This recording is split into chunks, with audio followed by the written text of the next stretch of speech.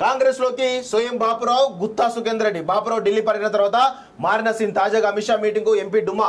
నల్గొండలో కారు దిగేందుకు సిద్ధమైన Gutta Sukhender Reddy, CM advisor వేం నరేంద్రతో అమిత్ షా భేటీ.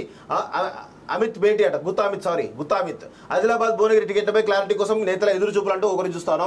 ఇక్కడ సోయం బాపురావు ప్రస్తుతం ఎంపీగా ఉన్నాడు. ఆయన ఆదివాసీ సామాజిక వర్గం సంబంధించినటువంటి ఎంపీగా గతంలో బీజేపీ నుంచి గెలవడం జరిగింది. మొన్న అసెంబ్లీలో ఓడిపోవడం జరిగింది. అదేవిధంగా గుత్తా సుఖేందర్ రెడ్డి కొడుకు గుత్తా అమిత్ రెడ్డి గతంలో 2 సార్లు గుత్తా సుఖేందర్ రెడ్డి నల్గొండ ఎంపీగా పోటీ చేయడం జరిగింది. ఆయన కూడా చాలా పెద్ద ఎత్తున మంచి క్యాడర్ కూడా ఉండడం జరిగింది వాస్తవంగా.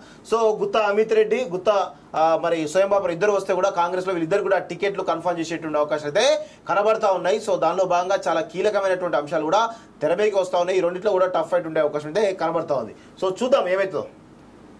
కాంగ్రెస్ లోకి సోయం బాపురావు, గుత్తా సుఖేందర్ రెడ్డి. బాపురావు ఢిల్లీ పర్యటన తర్వాత మారిన సీన్. తాజాగా అమిత్ షా మీటింగ్ కు ఎంపీ డుమ్మా.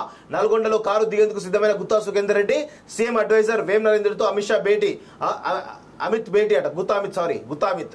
ఆదిలాబాద్ భువనగిరి టికెట్లపై క్లారిటీ కోసం నేతల ఎదురు చూపులంటూ ఒకరు చూస్తాను.